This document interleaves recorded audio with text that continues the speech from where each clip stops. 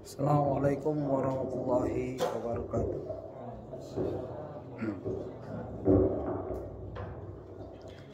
Alhamdulillah hamdan katsiran thayyiban mubarakan fihi kama yuhibbu rabbuna warda. Wa asyhadu an la ilaha illallah wahdahu la syarika lah. Wa asyhadu anna Muhammadan 'abduhu wa rasuluh. Ya ayyuhalladzina amanu taqullaha haqqa tuqatih wa la tamutunna illa wa antum muslimun. Amma ba'd. Rahimani wa rahimakumullah. Alhamdulillah kita dengan takdir Allah yang baik berjumpa di tempat yang mulia ini, yaitu Baitullah, dalam rangka talabul ilmi, membaca kisah sirah nabawiyah sallallahu alaihi wasallam yang begitu indah, yang disusun oleh Al-Fadil, Al-Ustaz Al-Fadil Dr. Firanda Dirja LCMA. Sirah Nabawiyah, belajar meraih cinta sejati kepada Sang Rasul sallallahu alaihi wasallam. Adapun pertemuan ini adalah yang ke-40. Kita sudah sampai di halaman di meraih kejayaan Islam dengan sirah Nabawi, sirah Nabi, yaitu bab 2 di video nomor 40 di halaman 118. Dan kita selalu menyinggung sedikit keadaan kita sekarang, di mana alhamdulillah dengan izin Allah, takdir Allah yang baik, kita berjumpa di bulan Zulhijjah, di mana umat Islam yang Allah izinkan dengan segala pengorbanan berhaji, dan kita yang tidak berhaji meraih pahala dengan segala kemampuan kita. Di antaranya adalah yaitu mengikuti sunnah Nabi Muhammad SAW untuk bersama seluruh umat Islam yang lain, baik yang berhaji atau tidak, di seluruh penjuru dunia, mengamalkan, menghidupkan syiar-syiar Islam. Di antara amalan-amalan yang hendaknya kita yang di luar haji mengerjakan, salah satunya adalah berpuasa ya 9 hari pertama bulan Zulhijjah. Jadi sejak Rabu ya, begitu isbat ditetapkan, Rabu, Kamis, Jumat, Sabtu, Ahad, Senin, Selasa, Rabu, Kamis, 9 hari. 10 harinya Jumat, Yaumul Aidul Adha. Berdasarkan sebuah hadis, yaitu karena Rasulullah sallallahu alaihi wasallam yasumu tis'a Dzulhijjah. Tis'a itu 9. Bahwasanya Rasulullah sallallahu alaihi wasallam berpuasa di bulan Dzulhijjah 9 hari. Ya, begitu. Ini hadis sahih, boleh kita amalkan. Adapun yang tidak mengamalkan dari 1 sampai 9, boleh memilih yaitu di hari ke-9-nya, Yaumul Arafah. Alhamdulillah, dengan rahmat Allah, keberkahan dari Allah, bahwa Yaumul Arafah bersamaan dengan 9 Zulhijjah bertepatan dengan Indonesia dan Saudi bersamaan. Jika berbeda, ada 2 pendapat. Silakan Anda milih yang mana. Ya. Ada yang mengikut pemerintah setempat, ada yang mengikut Arafah Saudi. Ya, kegiatan Arafah umat Islam yang sedang berhaji. Alhamdulillah pada tahun ini kita bersamaan. Begitu. Dan 10 hari ini dikuatkan oleh jumhur para ulama, walaupun ada hadis dari Aisyah radhiyallahu anha yang menyatakan ma ra'aitu Rasulullah sallallahu alaihi wasallam shaiman fil asri qad. Aku tidak pernah sama sekali melihat Rasulullah SAW berpuasa pada 10 pertama bulan Dzulhijjah. Ya, ada hadis lain seperti itu. Tapi ulama telah menguatkan hadis yang Rasulullah justru berpuasa dari 1 sampai 9. Itu yang dikuatkan. Dengan pembahasan bahwa tidak semestinya apa yang Aisyah radhiyallahu anha tidak melihat tidak terjadi, ya, karena hadis yang lain yang menyatakan bahwa Rasulullah berpuasa, begitu. Itu dikuatkan oleh para ulama. Ya, Imam Ahmad rahimahullah berkata tentang dua hadis yang bertentangan ini, kelihatannya bertentangan, bahwasanya yang menetapkan puasa pada 10 hari pertama Dzulhijjah lebih didahulukan daripada yang menafikan. Yang menetapkan dari 1 sampai 9 dikuatkan daripada yang menafikan. Menafikan dari hadis Aisyah radhiyallahu anha. Jadi kita boleh beramal, ya. Kedua, nanti puasa Arafah. Siyamu yaumi Arafah ahtasibu 'ala Allah an yukaffira as-sanata allati qabla wa sanata allati ba'da. Puasa nanti hari Arafah, yaitu tanggal 9 bagi yang tidak haji, ya. Ini ada 2 pendapat, harus nunggu Arafah.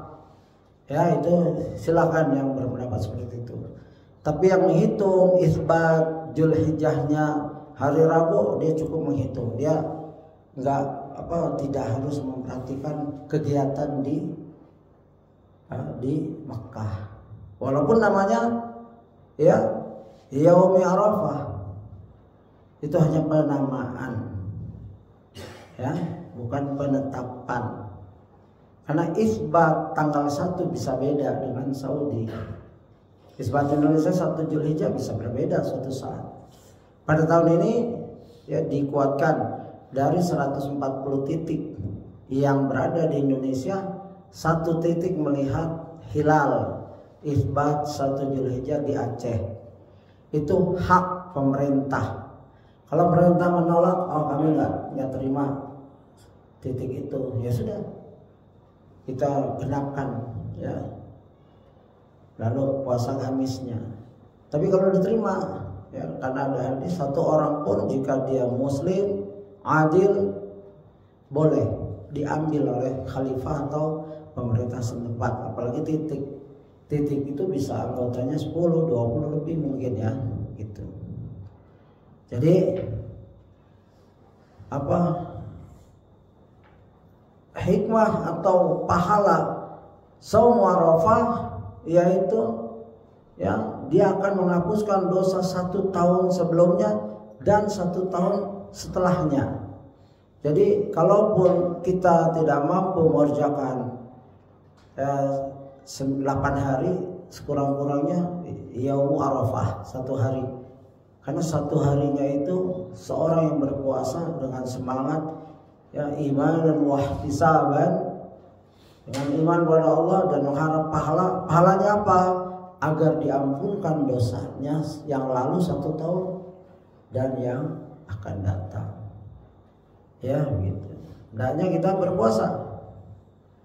Apakah ini dosa-dosa kecil saja atau dosa besar juga masuk? Pendapat jumhur ulama bahwa dosa-dosa yang dihapus dengan puasa Arafah ini yaitu dosa-dosa kecil. Adapun dosa-dosa besar maka wajib baginya taubat. Dosa-dosa kecil, dosa melihat, mendengar, ya, berjalan suatu tempat maksiat. Kalau dosa besar harus taubat. Dosa besar, riba, membunuh, minum khamar, berzina, itu harus taubat. Gak cukup dengan puasa seperti ini. Yaitu perincian dari ulama. Taubat dengan istighfar beda. Taubat setelah istighfar dia berjanji tidak melakukan lagi, memulangkan hak orang, ya berjanji ya baik benar-benar menyesal, nadam, penyesalan begitu Imam Nawawi. Satu lagi berusaha sungguh-sungguh dan meyakini akan diampunkan oleh Allah SWT. Gitu. Di antara seperti itu. Yang ketiga takbiran. Sejak tanggal Rabu ya kemarin tuh 1 Zulhijjah ada takbir mutlak. Takbir mutlak berdasarkan riwayat sahabat Ibnu Umar. Ibnu Umar begitu tanggal 1 dia keluar ke pasar, Assalamualaikum langsung bertakbir. Silakan pilih takbir-takbir itu. Ada Allahu Akbar, la ilaha illallah, wallahu akbar walillahil hamd. Ada yang 3, Allahu Akbar, la ilaha illallah, Allahu Akbar walillahil hamd. Silakan perbanyak itu. Sedangkan Allahumma kabira walhamdulillahi katsira itu tidak dikuatkan, tapi ada memang. Ya, cukup itu silahkan bertakbir mau kerja. Takbir mutlak bebas kapan saja, bukan ba'da sholat. Kalau ba'da sholat itu takbir muqayyad, di mana seorang setelah sholat imam nggak usah bareng-bareng, imam bertakbir, makmum bertakbir masing-masing, nggak harus dipimpin oleh imam. Ya, begitu. Jadi sejak ini kadang-kadang kita merindukan takbir, ya. Kalau lihat mungkin di video atau di radio takbir kita rindu. Tapi yang kita rindukan hanya takbir Idul Fitri. Padahal Allah izinkan kita bertakbir dari 1 Zulhijjah sampai hari Tasyrik. Hari Tasyrik itu muqayyad, ba'da salat saja. Ya, Zulhijjah mutlak, kapan saja. Ya, jangan ba'da salat. Kapan saja, berapa kali saja. Dan dalam hadis lain ya di sini saya sebutkan, dalam hadis lain banyakkan zikir subhanallah. Ya, la ilaha illallah, Allahu Akbar. Jadi boleh campur-campur. Kadang-kadang subhanallah, la ilaha illallah, Allahu Akbar. Atau takbir. Takbir enggak harus sama-sama, enggak harus keras-keras sekali, enggak. Semampu kita. Di mobil, di kendaraan bermotor, sambil nunggu macet. Ya. Di antaranya tadi Allahu Akbar, la ilaha illallah, wallahu akbar walillahil hamd. Ilham bukan ilham. Ilham itu nama orang. Ilham beda. Hanya Allah disambung wasal ya dengan sifat Allah. Ya, walillahil hamd. Banyak mungkin saudara kita yang tidak melihat konteks takbirnya, teks takbirnya suka ilham. Ya, ini perlu diperbaiki. Walillahil hamd. Ha kasrah dengan ada alif lam ma'rifah, digabung, alifnya hilang, langsung ha masuk ke lam. Ham. Ha pertama haknya Allah, hak besar di dada, ha. Yang kedua ha yang jernih, ha ya.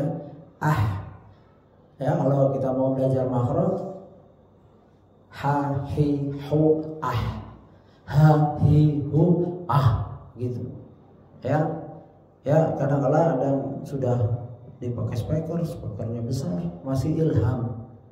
Ya, itu perlu diperbaiki. Keempat, memperbanyak amal soleh dan ketaatan pada Allah Azza wa Jalla. Amal soleh apa saja? Boleh silaturahim, ukhuwah Islamiyah, mengunjungi sahabat bapak kita yang bapak kita waktu hidup, bagi yang bapak ayahnya sudah wafat, sering dikunjungi, ya begitu. Baca Quran, bertakbir, sedekah, banyak sekali, ya. Sampai ada asar dari Ibnu Abbas radhiyallahu anhu, ia berkata, kana Sa'id bin Jubair idza dakhala ayyam al-'asr ijtahada ijtihadan syadidan hatta ma yakadu yaqdiru alaihi. Bahwasanya Sa'id bin Jubair jika memasuki 10 hari pertama Zulhijjah, ia sangat bersungguh-sungguh sampai-sampai dia hampir tidak mampu melakukannya. Nah, ini sifat para sahabat dan tabi'in. Saking sungguh-sungguhnya beramal sampai hampir nggak mampu. Karena memang Zulhijjah ibadah fisik, di mana orang haji itu lelah. Ada wafat di sana, banyak sudah. Ada yang sudah ke sana nggak sampai karena mungkin visanya dan lain-lain. Jadi semua ibadah fisik. Nanti kita ada ibadah fisik yang paling capek itu waktu Idul Kurban, terutama panitia, ya, membeli hewan, menyembelihnya, membagi motong-motong dan lain-lain, membagi-bagi. Sudah gitu nyateknya juga kan, capek juga nyateknya itu, menusuk satu-satu. Ya, itulah hiburan umat Islam. Tidak ada di agama lain kecuali Islam. Ya, makan daging sama-sama. Seluruh dunia ini makan daging. Ya, dan akan terasa bagi orang yang jarang makan daging. Itu terasa. Kalau di tempat lain mungkin di Afrika, teman saya orang Afrika, orang Somali, daging itu kayak jajanan, ya. Kalau dia pergi ada cemilannya daging, bongkahan daging, jadi nggak berasa lagi. Atau di Saudi mungkin, atau di Australia daging murah, ya. Kambing 1 ekor 50 sen.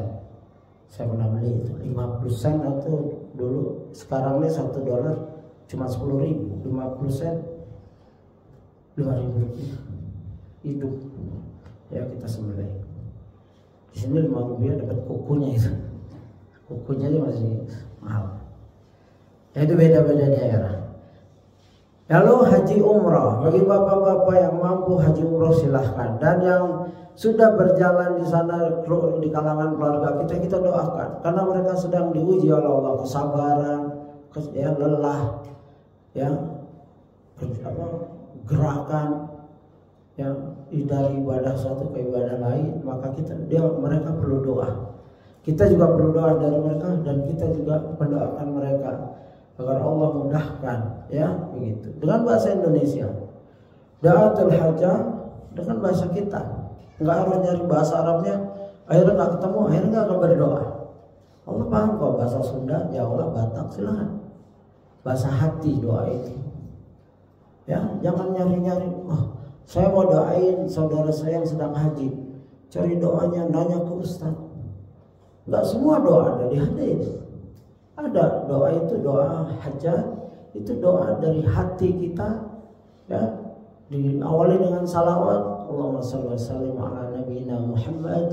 Ya Allah, mudahkanlah saudaraku yang sedang haji, kembalikanlah dia dengan selamat, terimalah ibadahnya, jadi haji mabrur begitu, dan jadikanlah saya juga di depan harinya dapat menyusul ibadah ini, begitu.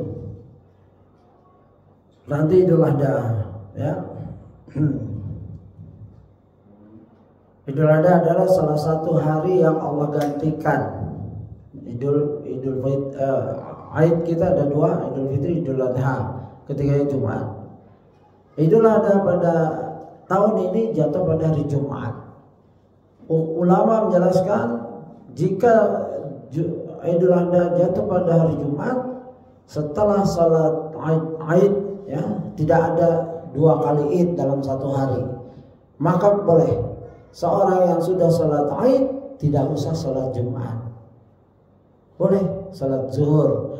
Ada bahkan yang menghapus salat zuhur, ya, jadi udah salat Id, zuhurnya lewat, tapi ini di hati saya berat, ya. Tapi ada itu, dilemahkan pendapat itu. Ada pendapat Syekh Al-Albani termasuk memegang pendapat itu, dan muridnya Ari Hasan Halabi, tapi tidak dikuatkan. Yang jelas, pada salat Jumat, jika di masjid DKM-nya bilang kita ada salat Jumat, ya salat. Kalau dia kami bilang karena sibuk kita nggak ada sholat Jumat, sholat zuhur saja. Ya udah sholat zuhur 4 rakaat, nggak pakai khutbah. Boleh berjamaah, boleh sendiri-sendiri. Karena mungkin orang masih sibuk motong sapi, apalagi ada satu masjid di Depok 2, kecil masjidnya, 11 sapi. Ya itu kan sibuk, makanya mereka carinya hari Sabtu. Kalau yang tetap mengadakan sholat Jumat dan kurban nggak apa-apa juga. Yang penting ketua DKM-nya atau ada imamnya menetapkan musyawarah. Takutnya ada orang safar terus nyari sholat Jumat, nggak ada. Nggak harus sholat Jumat, yang mau sholat, yang mau zuhur saja boleh. Begitu, ya. Lalu berkorban, nah, ini juga ibadah korban disebut Idul Adha, ibadah korban. Dan ini ada ancaman, man kana lahu sa'atan wa lam yudah fala yaqrabanna musallana. Barang siapa yang memiliki kelapangan namun ia tidak berkorban, maka jangan mendekati masjid kami. Penekanan ini ada bilang wajib setelah itu. Tidak. Yang mampu mungkin wajib. Tapi ada sahabat-sahabat yang tidak. Ya, ada sahabat besar, aku tidak korban tahun ini agar aku mendidik yang lain bahwa korban ini tidak wajib. Boleh. Ya, sekali-sekali. Untuk mencontohkan, takutnya dianggap wajib memberatkan. Jadi yang punya, yang mampu silahkan. Mau sapi untuk satu keluarga, kambing satu keluarga. Kalau kambing kacang setahun. Ya, kalau biri-biri 6 bulan ke atas. Biri-biri atau domba 6 bulan ke atas. Yang sempurna biri-biri 9 bulan. Sudah tenang itu, ada dagingnya. Kambing tetap ya 1 tahun. Kambing Jawa atau kambing kacang. Dan kurban itu boleh 1 kambing untuk ini kurban dariku dan wa ahli. Ya, minni wa ahli. Begitu. Bagi perwakilan ada bacaan-bacaannya, silakan dipelajari. Ya, boleh seperti di sini bismillahirrahmanirrahim, Allahu akbar, Allahumma taqabbal minni, Allahumma hadza anni wa an ahli baiti. Ya, ini yang panjang. Bismillah Allahu akbar cukup. Ya, kalau misalkan banyak ya boleh dibacakan, boleh yang lain bacakan bismillah Allahu akbar. Ya, begitu. Yang panjangnya ini bismillahirrahmanirrahim, Allahumma taqabbal minni, Allahumma hadza anni wa an ahli baiti. Jadi walaupun hewannya kecil, yang penting masuk ya, sudah syarat disembelih itu udah dirinya dan keluarganya.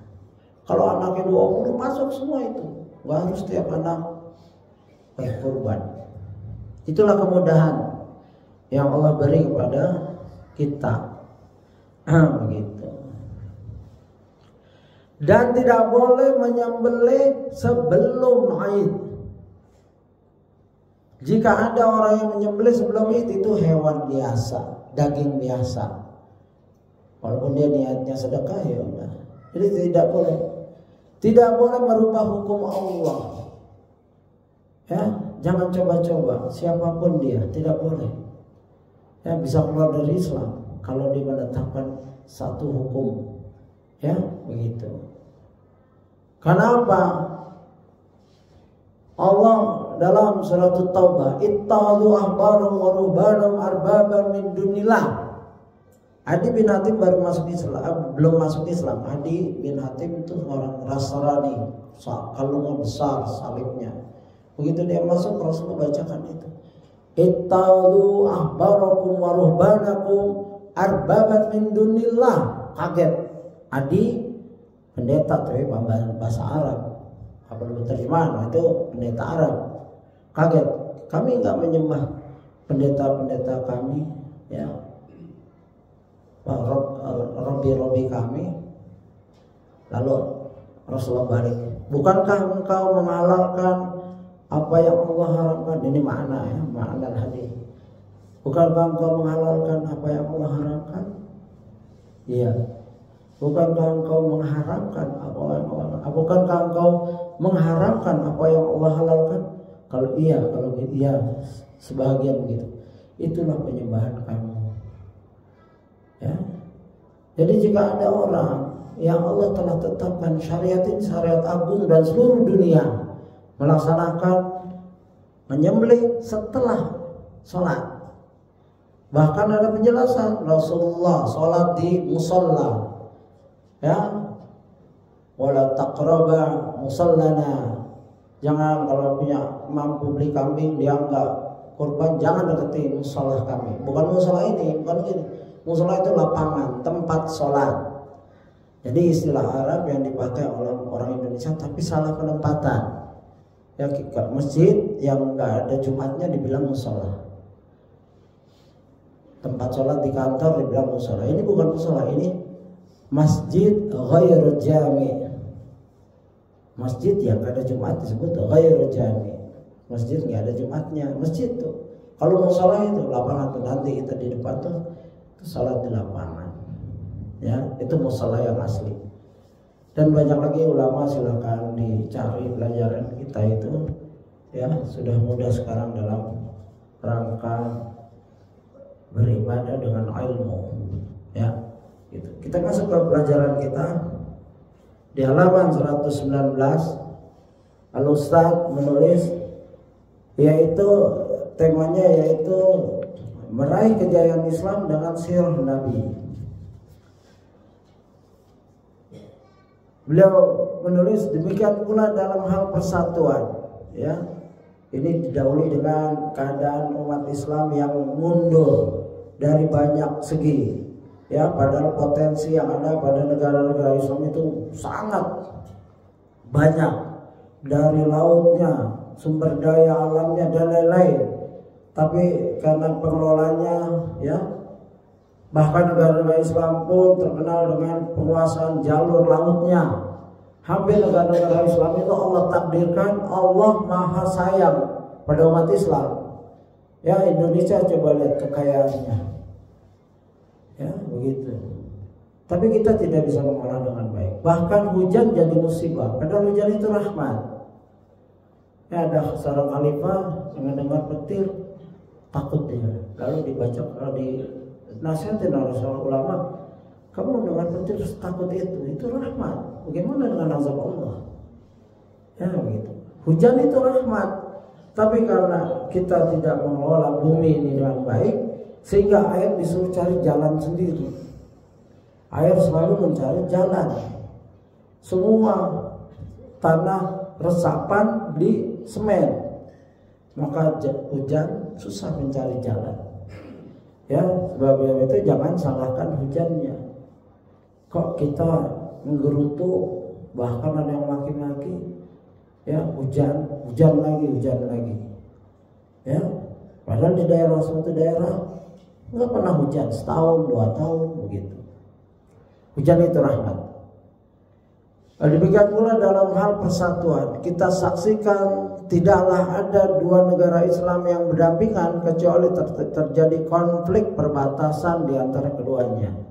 Ya, mungkin Ustaz melihat beberapa konflik karena border, ya, berdampingan, tetangga. Dulu kita pernah ribut dengan Malaysia dan masih ada beberapa pulau yang jadi dispute, jadi perebutan. Itu urusan negara, tapi kita rakyat, ya, boleh memikirkan itu, membantu, mendoakan agar tidak terjadi, ya, konflik antara 2 negara. Karena jika perang yang susah rakyat.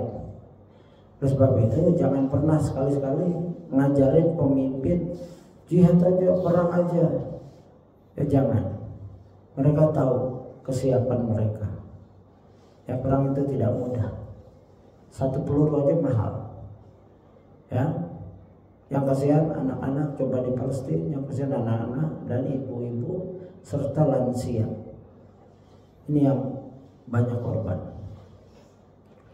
Bahkan dalam bidang akhlak, keadaan umat Islam pun sangatlah menyedihkan. Padahal akhlak merupakan kunci utama dari segala peradaban dan urgensinya melebihi hal-hal yang bersifat materi seperti persenjataan, arsitektur, harta, dan yang semisalnya. Kalau suatu bangsa sudah rusak akhlaknya, maka persenjataan itu nggak ada gunanya. Ya, kalau akhlak tentaranya sudah rusak, apapun ya senjatanya itu akan nggak berguna. Karena ada istilah militer, man behind the gun, man behind the gun. Senjatanya canggih, manusianya cemen, dia nggak berani gunakan itu senjata itu. Sudah takut duluan, udah gemeteran duluan. Bagaimana dia unlock? Nggak tahu dia cara. Ya, kadang kalau gemeteran nembak. Ya, begitu. Man behind the gun itu penting. Seorang di belakang senjata. Kalau wataknya penakut, hubud dunia, ya, jihadnya atau perangnya mengharapkan imbalan dunia, sebagaimana orang-orang kafir zaman Nabi ingin ghanimah saja, atau tentara bayaran. Sekarang ada ini di Ukraina. Tentara bayaran, dia perang dibayar kayak kerja. Lamar kualifikasinya apa, pernah bunuh musuh berapa begitu. Skillnya apa, senjata apa yang dia kuasai, lalu dibayar. Kalau ketembak, hartanya lari, jatuhnya ke istri, anak, dan lain-lain. Dia yang nggak ngerasain, ya, karena dia untuk perang. Nah, kalau umat Islam berperang itu untuk Allah, fi sabilillah. Makanya namanya fi sabilillah, di jalan Allah. Itulah indahnya Islam. Dia mau dapat ghanimah atau bahkan hilang hartanya, dia bawa kuda, bawa persenjataan, pedang dan lain-lain, hilang semuanya, dia ridho. Ya, gitu. Nah, ini akhlak. Oleh sebab itu kita mungkin persenjataan kita sangat sederhana dibanding Amerika, Rusia, Cina, tapi akhlak kita punya. Ya, akhlak. Ya, di situ di halaman 119 Ustaz menyerahkan akhlak. Kalau akhlak kita punya, walaupun persenjataan kita lemah itu bisa menang. Ya, seperti perang Uhud 313.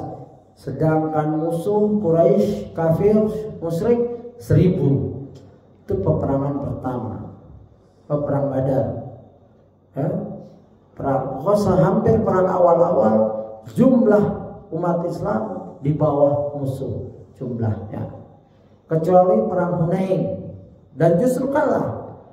Begitu manusia bangga, umat Islam bangga dengan jumlahnya, dia tidak bertawakal pada Allah, tapi bertawakal dengan jumlah. Bahkan sampai ada ucapan, sejak ini Islam gak akan pernah kalah, lalu Allah kalahkan. Ya, begitu.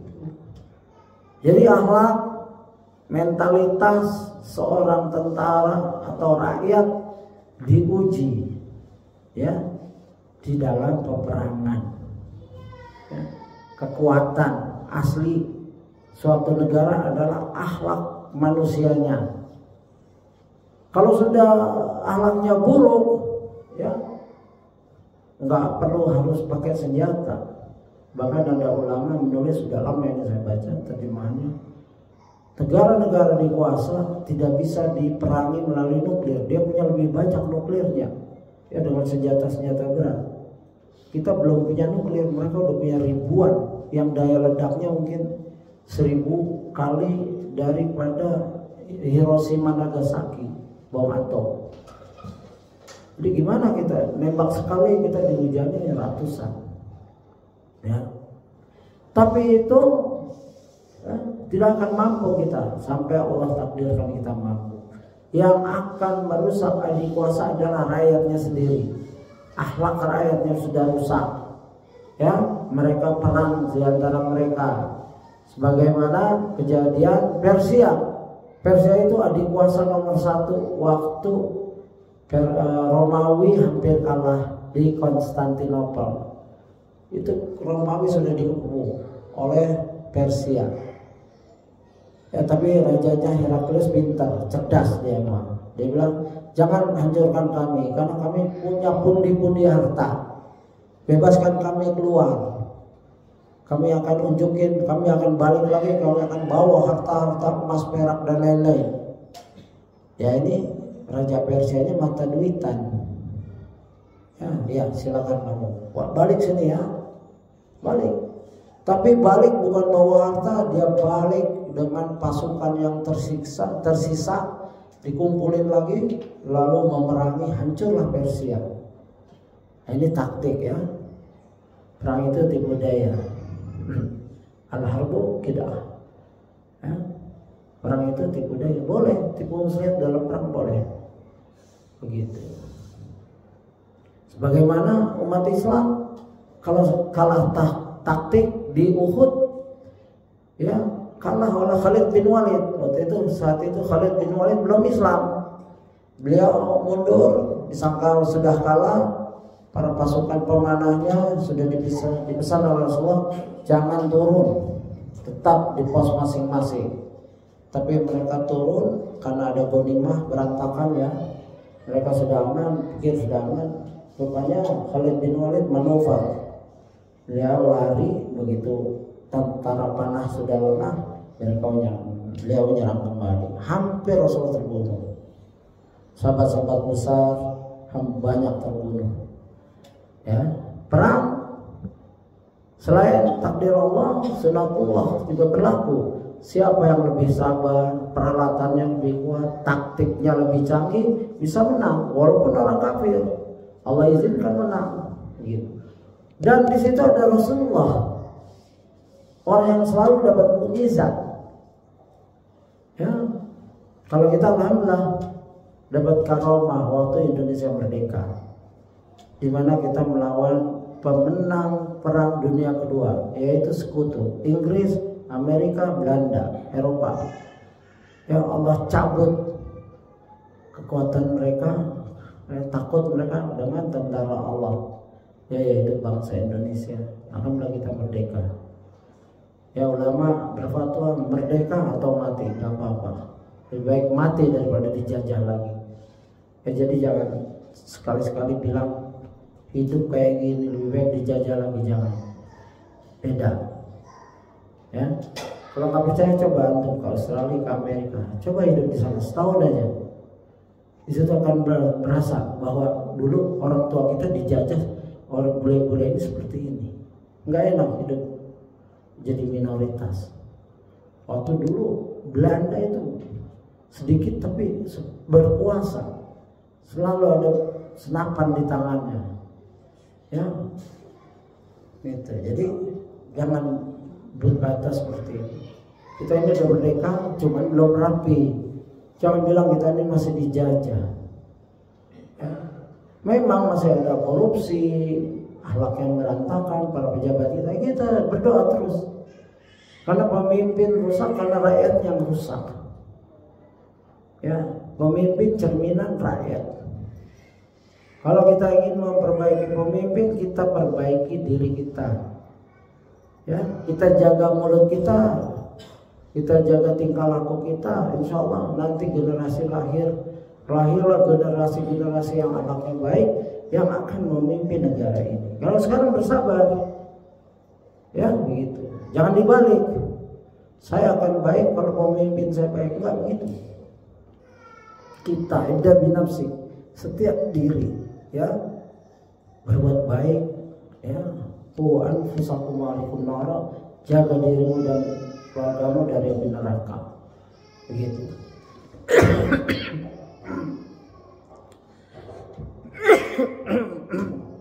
Jadi jangan saling menunggu. Ya, di tafsir Ibnu Katsir, ya, amar ma'ruf wa nahy 'anil munkar digambarkan dengan orang yang naik kapal.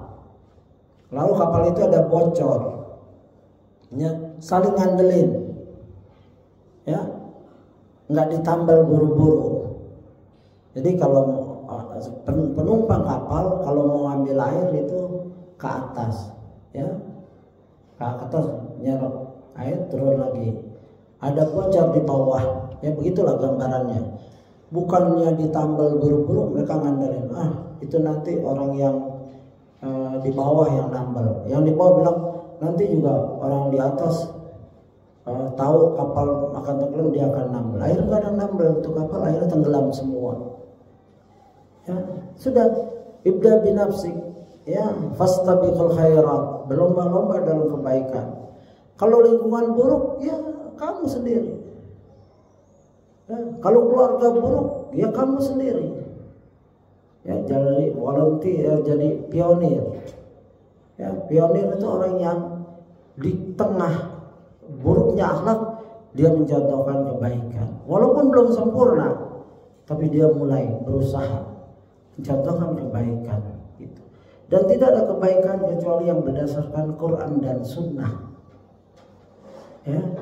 Dan kemudian akhlak-akhlak yang sudah diakui, ya, akhlak-akhlak universal. Sebagaimana hadis, bu'itsu lil utami makarimal akhlak. Tidaklah aku diutus kecuali untuk menyempurnakan, ya, bu'itsu lil utami makarimal akhlak. Menyempurnakan artinya setiap bangsa punya akhlak baiknya, diwarisi nenek moyangnya. Orang Arab punya warisan nenek moyangnya baik sebelum Islam. Orang Cina, orang Indonesia. Di Indonesia juga ada suku-suku. Suku mana saja punya nilai kebaikan. Disempurnakan dengan Islam. Begitu. Bukan aslinya kita suku ini seluruhnya buruk, tidak. Dia dari bangsa ini seluruhnya buruk, tidak. Ada kebaikan setiap suku, setiap bangsa. Lalu Islam yang menyempurnakannya, begitu. Jadi jangan juga ini hulu dengan tradisi kita, jangan. Karena selain Islam ada kekurangan. Islam yang menyempurnakan itu. Jujur, semua negara di dunia manapun mengakui kejujuran itu universal. Ya, kejujuran universal. Keberanian itu universal. Dermawan itu universal. Genghis Khan yang katanya menguasai hampir seluruh dunia, dia itu orangnya dermawan. Dia setiap dapat habis perang, ya, dikumpulin itu harta rampasan perang, dibagi-bagi ke komandan-komandannya. Prajurit-prajurit yang paling kecil pun dapat pedang dan lain-lain. Dia pulang sederhana sekali. Makanya waktu dia membuka Abbasiyah, Khalifah Abbasiyah, dibuka, diserang, dihancurin sehancur-hancurnya, diinterogasi raja-raja, di mana harta kamu, ada di bawah kolam renang, digali, dikeluarkan. Genghis Khan ini anggotanya, bukan Genghis Khan ini, ya, Kubilai Khan atau siapa, dia bilang, kebodohan kamu ini, kamu terlalu rakus. Coba harta ini jangan disimpan, kamu bagi-bagikan ke prajurit kamu, niscaya mereka akan berperang lawan aku. Tapi kalau kamu simpan, mereka nggak mau berperang, pada takut. Ya, begitu. Padahal dia orang kafir, menunjukin caranya. Kalau Genghis Khan dan anak-anaknya begitu dapat harta dibagi-bagi langsung. Ya, sehingga mereka cinta kepada pimpinan. Ya, begitu. Dan ini adalah akhlak suatu bangsa. Ya, oleh sebab itu Cina tidak pernah menyerang perang frontal kepada Islam. Karena salah satu dinasti, nggak tahu dinasti Ming atau King Charles, ya, dia ngirim utusan menyelidiki umat Islam. Lalu dapat laporan, ya, rajanya dapat orang-orang ini yang kita akan perangi sangat taat pada pimpinan, komandannya, mereka bilang. Mereka ada pertemuan, yaitu sholat berbaris rapi, terus mereka saling berbagi dan lain-lain, banyak akhlak tentara Islam disebutkan. Lalu rajanya bilang, sudah nggak usah perang sama orang kayak ini, nggak bakal menang kita. Ini tentara Raja Cina. Kan mereka tahu orang yang punya akhlak kayak gini susah dikalahkan. Ya, ada kisah, ya, nanti mungkin kita hadirkan hadisnya, di mana pada saat perang itu tentara Islam sedang kehausan, luka, ya, para yang luka disuruh istirahat, lalu pada haus, lalu dikasih minuman. Baru dia mau minum, sebelahnya sudah, aku haus sekali, aku dikasih. sebelahnya, baru dia minum lagi yang sebelahnya. Terus ini sering, tapi saya belum cari riwayatan ini. Insya Allah saya akan cari. Ya, kalau itu sahih, itu mengagumkan. Jadi bukan mereka berebut air, padahal dia hampir mati tapi dikasih. Ya, mendahulukan saudaranya. Ya, gitu. Sampai wafat sebagian dari yang kehausan itu. Inilah akhlak yang menjunjung tinggi kemajuan umat Islam sebelumnya, yang kita harus mengajarkan kepada anak-anak kita, pada diri kita, pada anak-anak kita. Jangan jadi umat Islam yang lemah. Ya, begitu. Sekarang lihatlah bagaimana akhlak umat muslim di saat ini. Lihatlah bagaimana muamalah dua orang muslim yang hidup saling bertetangga. Lihatlah bagaimana muamalah para pemilik perusahaan ya dengan para pegawainya. Lihatlah media berita kita saat ini yang syarat akan berita korupsi dan kriminal yang dilakukan oleh seorang muslim. Lihatlah tontonan-tontonan yang ada di televisi kita. Begitu banyak film-film, bahkan iklan-iklan yang berbau pornografi dan musik-musik. Tidak hanya di televisi, hal-hal kemaksiatan tersebut pun bisa kita jumpai di mana saja. Bahkan sampai di jalan-jalan. Miris sekali hati ini menyaksikan hal-hal yang tadinya terbayangkan oleh kita hanya ada di kehidupan dunia malam, ternyata telah sampai pada tempat-tempat pendidikan, adab dan akhlak, yaitu sekolah-sekolah dan kampus-kampus. Ini pernyataan kuat sekali oleh Ustaz yang saya bacakan saja tadi itu. Ya benar, sekarang ini siapa saja hampir terkena fitnah handphone, gadget. Dari anak umur 1 tahun, 2 tahun sudah terkena. Dan sudah ustadz gurunya, atau ustadz anaknya juga kena, guru-guru juga begitu. Oleh sebab itu ini harus ada gerakan bersama. Ya, gadget ini punya 2 mata yang tajam, kebaikan dan keburukan. Kalau kebaikan mudah, cari hadis, cari Quran, tafsir, sarah dan lain-lain. Bahasa bisa 400-an bahasa. Tapi keburukan juga. Dari kalau dulu ada istilahnya 17 tahun ke atas, sekarang siapa saja bisa. Ya, bayi-bayi juga sudah bisa melihat hal-hal yang tidak senonoh. Ya, oleh sebab itu harus tega. Ya, ada nasihat dari seorang, jika anak sudah terkena kecanduan gara-gara kita sibuk, terus anak dikasih HP, kita yang salah, kita yang mengenalkan. Maka kita harus berani mencegahnya. Ya, ada seminar Who's the Boss di rumah itu, tanya diri, siapa bosnya itu, siapa pemimpinnya? Ya, suami, bapak. Dia yang memperkenalkan HP, dia yang bisa menyetopnya. Kalau trauma atau apa, ya tantrum, biarkan sebentar saja itu. Harus dilawan, harus tega. Ini, tolong jangan nyanyi, keganggu saya. Jangan nyanyi. Nanti kalau pacaran. Jadi jangan kalah sama anak. Kalau seorang ayah takut sama anaknya, ibu takut sama anaknya, jadi apa? Kullukum ra'in wa kullukum mas'ulun 'an ra'iyati. Setiap kali penggembala, coba bayangkan penggembala takut sama kambingnya. Kambing disuruh makan rumput, dia nggak mau, lari ke sana ke sini. Kesian sekali. Itu ra'in, bahasa Arabnya ra'in, penggembala. Kullukum ra'in wa kullukum mas'ulun an ra'iyati. Setiap itu penggembala. Nabi itu penggembala, semua nabi penggembala. Diajarkan oleh Allah, karena kambing, domba, kambing ya sejenisnya itu susah diatur. Anak, istri susah diatur. Itulah kita ini penggembala sebagai suami, sebagai bapak. Memang istri susah diatur, anak susah, jangan ngalah. Coba bayangkan antum diminta gembala kambing 5 atau 2, terus ya dia nggak mau makan rumput, maunya burger. Nah kalau ada kambing sekarang mungkin mau burger, kan susah kita harus nyuruh burger. Kambing makannya rumput, selesai. Mau nggak mau makan.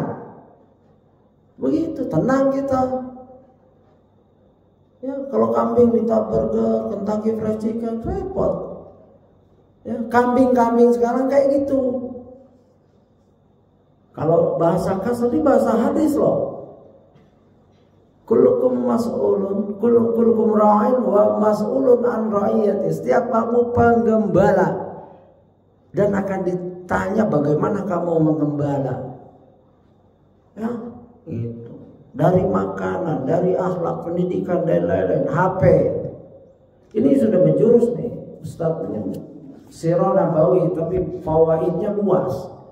Ya saya juga nggak sangka, saya baca seperti ini, ya karena dibahas saya nggak ini ya. Yang bahasa saya nanti dibedakan, makanya baca, lihat di aplikasinya, lihat benar nggak ini omongan Ustadz nih, Ustadz Firanda, oh ini tambahan dari saya penjelasnya gitu. Saya tambahkan biar kita lebih jelas lagi. Nah, pornografi siapa yang tidak terkena ini? Hanya Allah. Hanya hamba-hamba Allah yang dirahmati Allah. Ya kita lagi lihat ceramah, iklannya kacau. Ya, bahkan Ustadz pernah memberi bahasan di sini. Kadang-kadang seorang Ustadz nyari hadis 5 menit, sisanya hiburan. Ya, 10 jam 30 menit. Nyari hadis cuma 5 menit. Nyari kajiannya 5 menit doang. Ya, dan para Syekh Sulaiman Ruhaili menjelaskan, kalau ada ceramah Ustadz, paling yang nonton 5-6 subscribernya ya, cuman puluhan. Begitu hiburan, ada yang sudah 3 juta, ada yang ya youtuber tuh ada 20 juta. Ya, padahal cuma makan di filmin, dia nggak pakai otak tuh, pakai perut.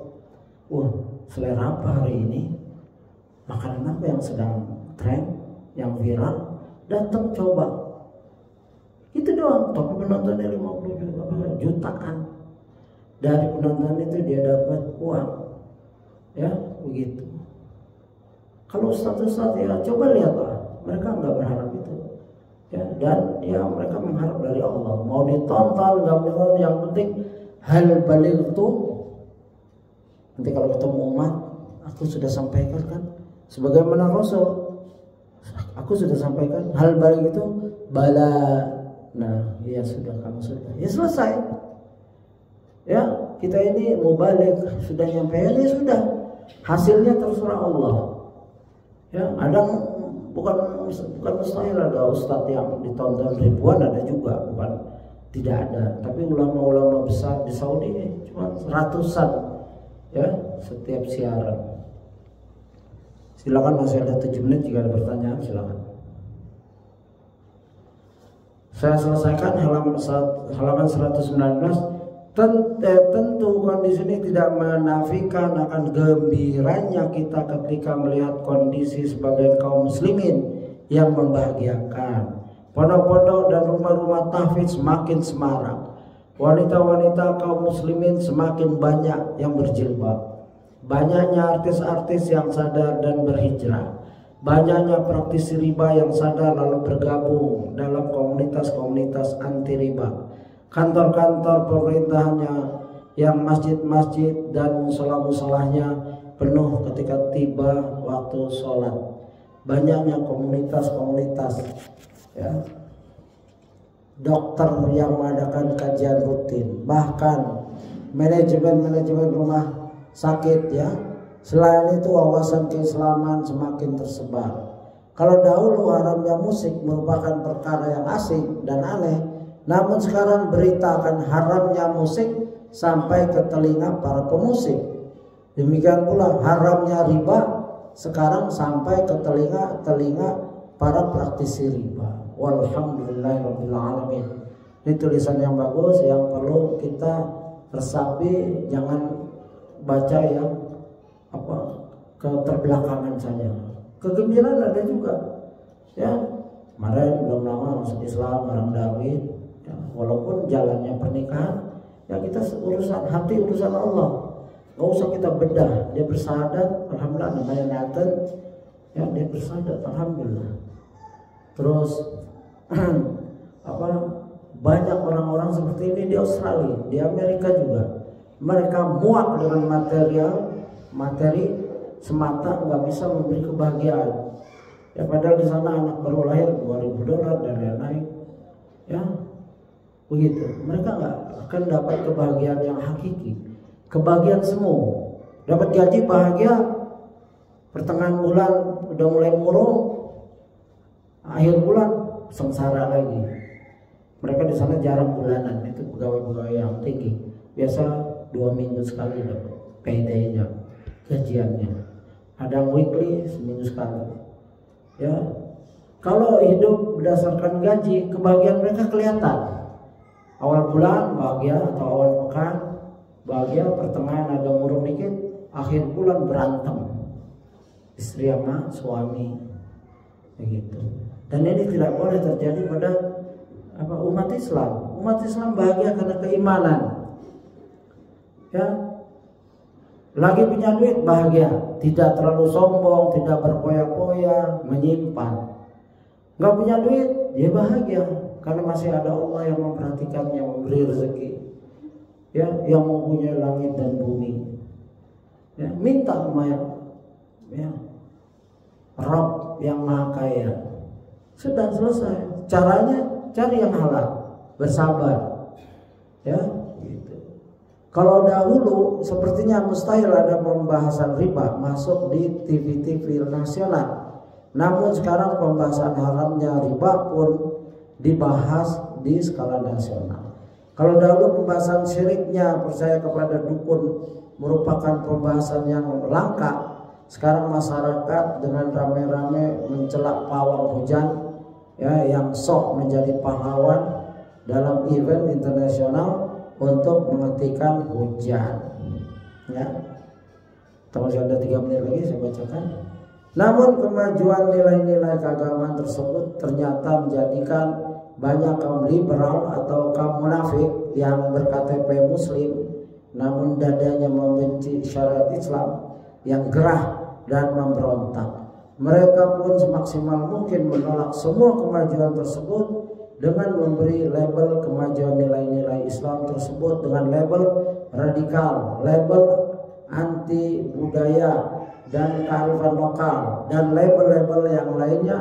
Namun sebagaimana dikatakan dalam pepatah Arab, ad-durahu ala qadarin al-alam, kerasnya teriakan berdasarkan kadar pedihnya rasa sakit. Ya, ini pepatah Arab yang bagus sekali. Para liberal, para anti-Islam menjerit karena kemajuan umat Islam. Ya, umat Islam mulai sadar tentang jati dirinya. Kemajuan nilai Islam yang masuk dalam seluruh lini menjadikan rasa sakit semakin menjalar di seluruh tubuh mereka.